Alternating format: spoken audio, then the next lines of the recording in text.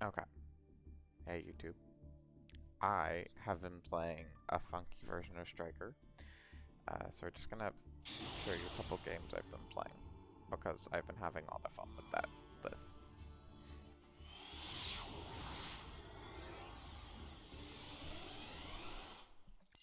So this first one should be the Emancipator game. It's Emancipator going first, so, this is in Plat. This is current list, so, shortly this will be not relevant since new stuff will come out, and if the ban list is anything to go by, at least Sprite will come out.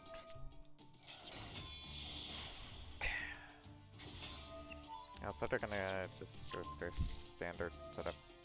If it's not standard, I don't know. I've not played the deck, and when a deck takes this many actions, it's without me playing it, it's hard for me to determine how standard any set of lines is. Now that we go through, we get to an Apo, we have a Dry Guide, we're gonna make a Barone, we have Meru. Obviously this is a pretty good board.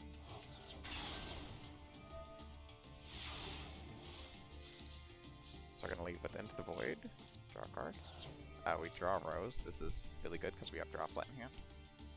So obviously they're gonna negate this because that represents 3 negates. Honestly, if I'm playing against Striker, I would consider not negating this because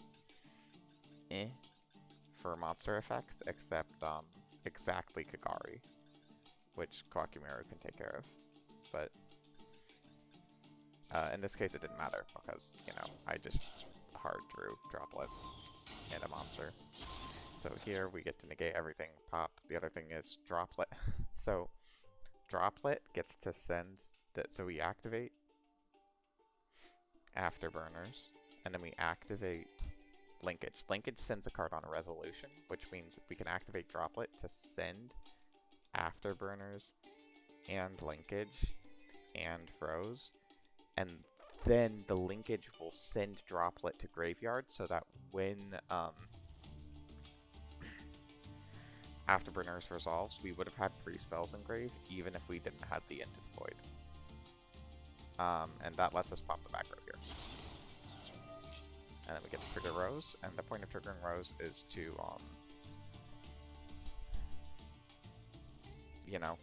clear the board. That's our main focus at the moment, is getting rid of everything. It's all negated, but, we need it gone. Luckily, these are all standard numbers, meaning 1500 is a fine amount of attack to be at. Now, there's the important interaction here with Hayate and Ray. So Hayate is going to crash, send Ray, and then Ray's effect will trigger, which is pretty neat. Ray's going to crash, remove monster from the board. Get over that. No need to use Ray effect. We're going to make it not attack. Not actually important, but I always activate kind of effect because sometimes people negate it. Gonna Kagari for engage, of course. Good card, so I hear. Setting up to interrupt them next turn. Searching for more interruption. And we're sending this so they don't have access to Block Dragon. So we're just making Zeke to banish Block Dragon so they don't have it in rotation, because this card's at 1. That way we don't have to burn or Call by the Grave on it. And this just sets us up so that next turn we have like 3 activations of engage. So we're gonna start negate Analyzer. Just not gonna deal with that one this turn. So we know they have all the Emancipator names in hand. We're getting rid of Dragite. They're almost certainly only ever on 1. It was probably better to summon the Barone de Fleur from Graveyard in response to one of the Emancipator names. But hindsight 2020 and all that.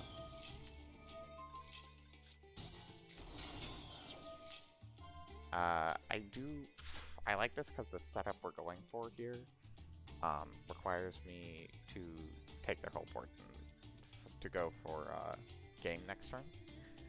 but I'm not familiar enough with Admancipator to play this the way I did. Yet I did anyways. It worked out. They also do make an important misplay that comes up, which we will see shortly. So here they make Gallant Granite. Gallant Granite can add a rock monster from your deck to your hand. Now, I don't know if you've read Gigantes. Say rock monster. You can add it from your deck to your hand. Unless there's some sort of weird garbage I'm not understanding. There's no reason they can't grab Gigantes, special summon it, and pop multi-roll and my engage, which would have been very powerful here. But instead they add Researcher for no reason. It accomplishes nothing. They also crash into Ray, which is a horrible idea. Don't do this. The reason I didn't activate Ray here is because I was running low on time. This is my experience with this deck, by the way. So why risk timing out? So grabbing that, activating Kaina, once again testing for hand traps and stuff, and then we're going to say, do you have Ash? Doesn't matter. And then we're going to set up for game. So we're going to search for Linkage and another Widow Anchor. This also plays around Black Dragon's Grave effect, by the way, because of course it does. So get that. So we're going to take their board, and we're going to grab a Link 4, which is of course Tapo. We get to make access code. They can't respond to access code's effect, and our effects trigger first, so they can't trigger Black Dragon, not that they probably have anything meaningful to search anyways. Pop the board, go combat, Linkage for game. And we of course get to, grab Engage just in case something weird happens. But even if they negate Kagari there, we have 2500 damage. They'd have to, have a Battle Fader or something really stupid.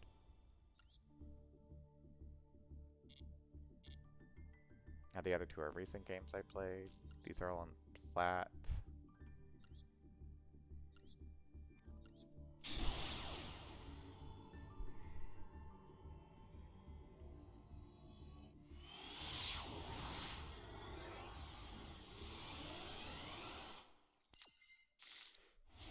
Alright, so this hand, not looking good. 2 copies of Ray. You just want 1 copy of Ray, and then some more strong stuff, but ideally upstart grudge and stuff. My opponent's playing a weird deck, and they just draw insanely well.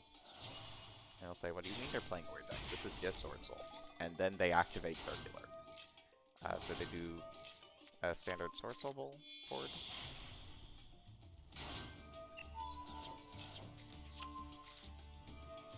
And then they keep going. I mean, if you draw Circular plus Oye plus another Worm plus Protoss, you're just good at the game, I guess. I don't understand why they banished Link Kuriboh, because this is another negate. It wouldn't have mattered, but it seems like you still they don't know that it doesn't matter. Obviously, we start Upstart. And to Upstart, that's really good. We do Terraforming. We do play a second Area 0. However, Area 0 is the worst card this could be. So we're going to check for a different card. Maybe we have a different one. This is fantastic. So we get to choose. What do I want?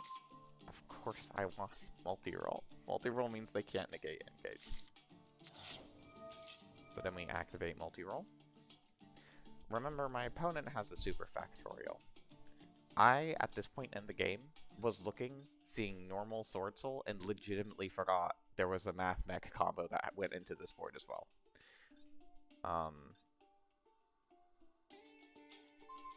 So we send that. We can't Special Ray from deck. And I don't think I'd want to in this scenario anyways. We're going to search for afterburners. They have super factorial set. They can't respond to this. The correct thing for my opponent to do here is you have to activate super factorial right now unless you want to play the 50-50 game.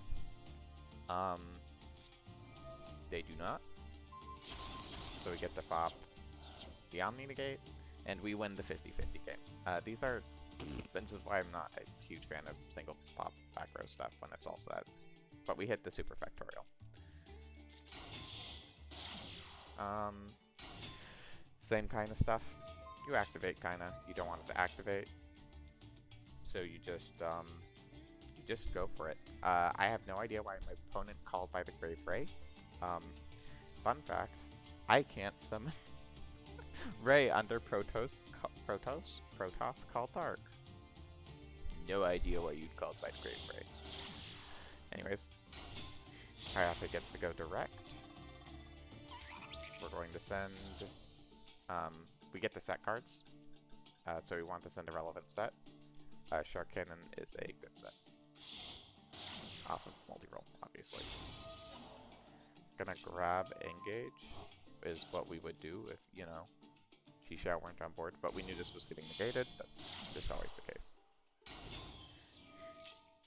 We're gonna do a Shizuku search first, because we want Widow Anchor set, and we want the Shark Cannon set. So we're just activating it to reset it. Just a little bit of Shizuku shuffle. They have another circular in hand. Sure. In response, I'm grabbing the Barone floor. I'm gonna negate something.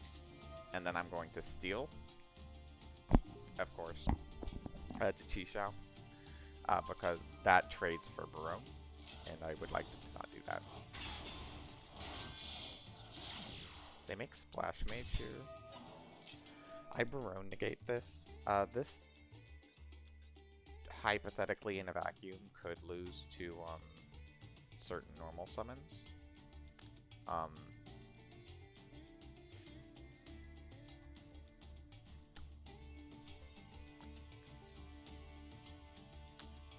But if my opponent's that good at the game, they're that good at the game. I don't know what to say. That was pretty much my thought process. Is if this card, like, is stinking Taya exactly, then it's Taya exactly. Because Circular doesn't block you, it's just a single attack, right? Send one, special summon from hand, also you can only attack. Yeah, that doesn't block you. So that was the whole thought process. They're not going to, they're not going to combo off with the Math Mech portion of the deck. And then they Protoss Call Wind. Barone already did what we wanted. Protoss Call Dark would have been better, so that they could keep me... I don't even know. I guess they just didn't want me to have the body. None of it's very relevant. I'm going to be off of Striker. They already know this. Set a card. Run over Shizuku. And then we're setting Engage and Afterburners. They have a set card. We have a way to out Protoss on the field. So here, when they don't activate anything, the best card this could be is Blackout. And at this point, I have Droplet that outs Protoss. Afterburners outs this and the back row. So I'm just gonna activate Afterburners. This guarantees I clear everything. It was an imperm. Bam, we're done. Game's over. The rest of this is just a formality. So I'm just going in for as much damage as possible. Technically speaking, if you wanted to play around more TM, I could have done this better. But I'm setting Droplet, and I'm resetting Widow Anchor. They have to top deck, like, they have to be playing Desires, top deck Desires, and Harpy's Feather Duster to win from this position, and I'm okay with that. Obviously, we also get to search second Engage. Like, this is insane. We're completely reset if anything happened. That was an interesting deck for my opponent that opened about as well as it could. And they did not activate Super Factorial for some reason.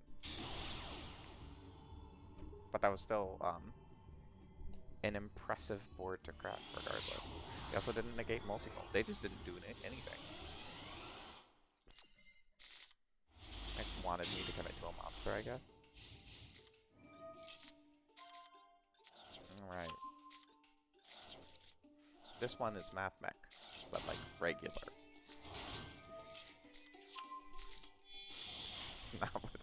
Not with Sword Soul. So they're going through Math Mech stuff. So they're going through a line that ends on transcode plus Heat Soul, so they're going to draw 2 cards and I can't target. Not being able to target is a huge pain point for this deck. That's actually a huge reason I'm on Droplet. It outs some annoying stuff. So we do this, no maxi, activate Super Factorial. Guess what blanks the relevant part of that? That's right, Shark Cannon is just worse called by the grave, but here it's actually just the same thing. So they're grabbing an extending. We're sending a Widow Anchor. We're making Kaina. Like I said before, always make Kaina. Sometimes they negate it. So we're just trying to check for like, you know, like an Imperm or something.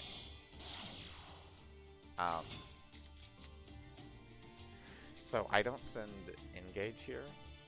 It puts an extra spell engrave, but I would prefer to be able to search, if I'm able to do everything, I'd prefer to search Engage during the end phase. Interestingly enough, they think the long-term value, and I don't agree with this at all whatsoever. I think this is really bad from them. The long-term value of me having Engage does not matter if they kill me next turn. And they don't know how much interruption I can set.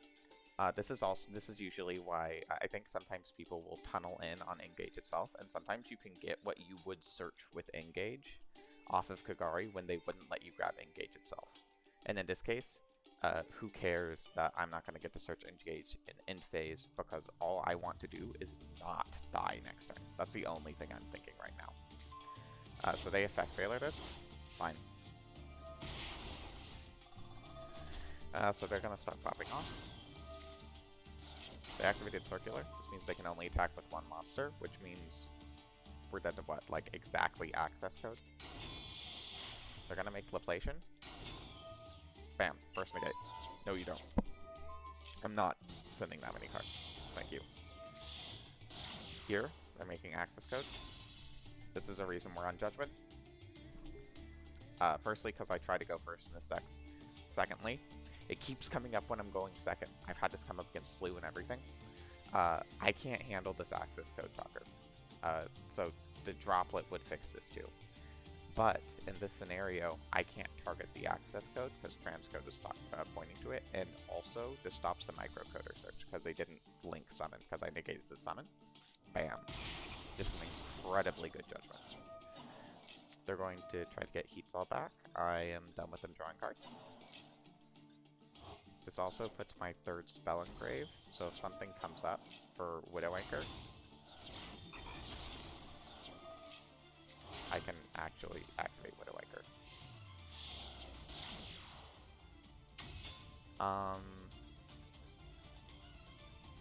So here, my opponent has room for Crusadia Avramax. Not sure how. It doesn't seem amazing or very good in this deck. But here he is. Can't be targeted. I just said this is very annoying.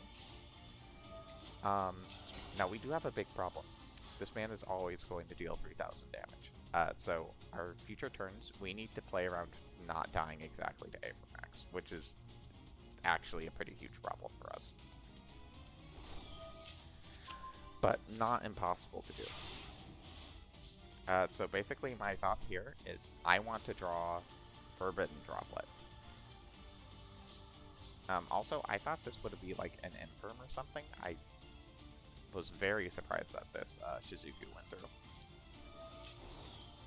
So we're gonna draw a card. We already have Ray in hand, so we're just looking to thin out our deck. I already know my win con is draw Forbidden Droplet. I'm going to need to out this card, and I don't have Ningirsu in this extra deck. Droplets is our Ningirsu effectively in this situation. So we send that. We're grabbing Linkage, because Linkage will keep us on Engine if we happen to draw into the Droplet. No Droplet, that's fine. Activate multi-roll. Also, Linkage can mean we can like dodge an Imperm or Effect Failure or something here.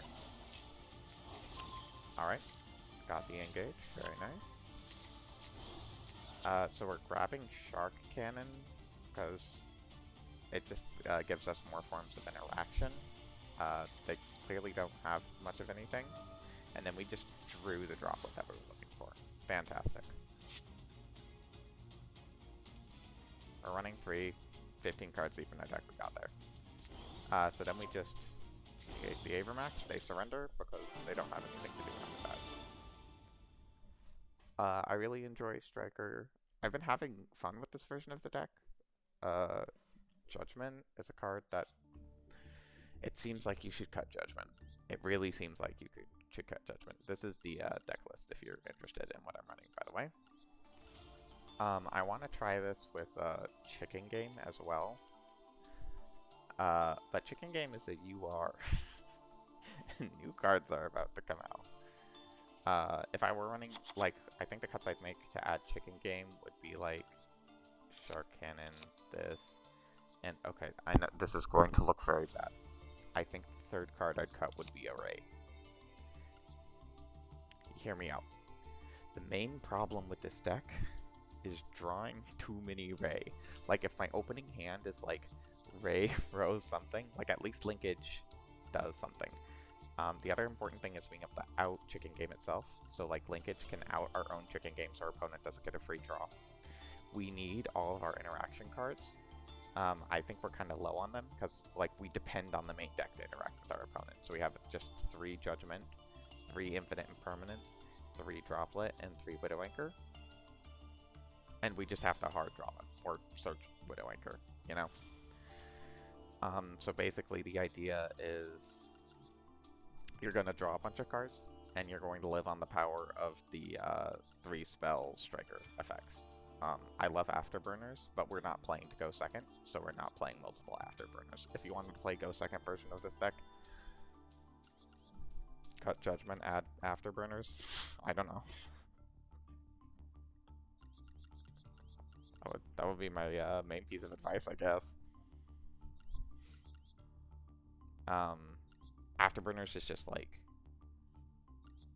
so good, but honestly, this Judgment keeps being good going second.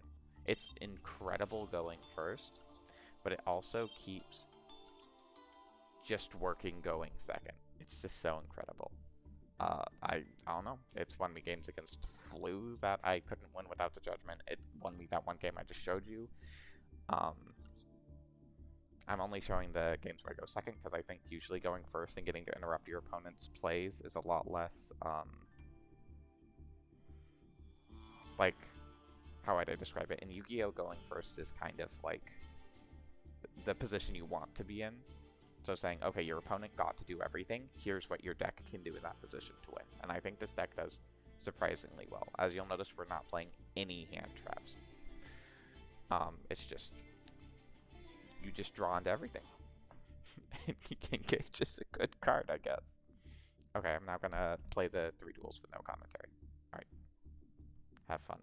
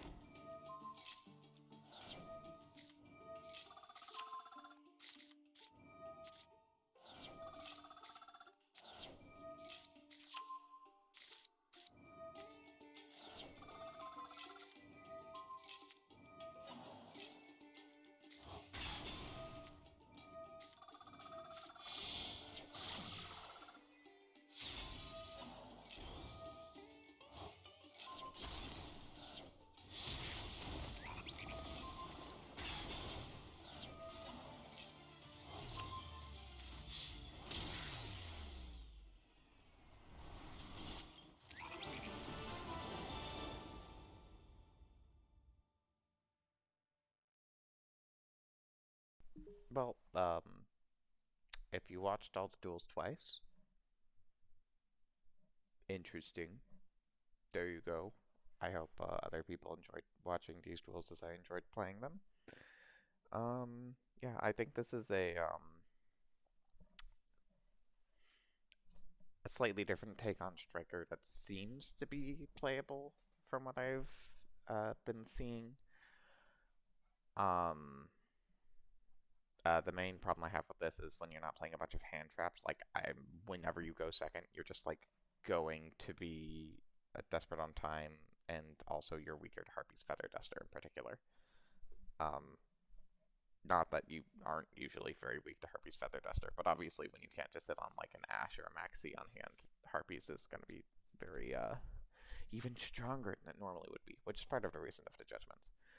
But yeah, I've just been having a lot of fun with these, so I wanted to upload a few games. If you watched the whole thing, thanks. I randomly upload videos, so I'm going to shut up now. Bye.